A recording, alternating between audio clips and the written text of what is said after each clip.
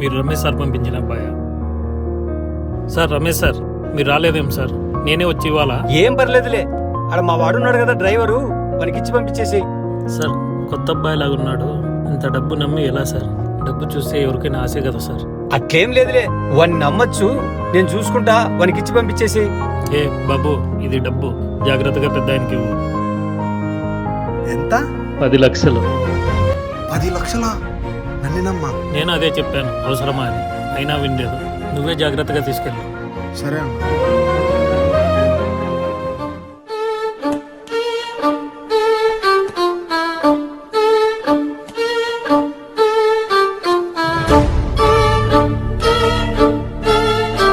రే ఏం చేస్తున్నావురా?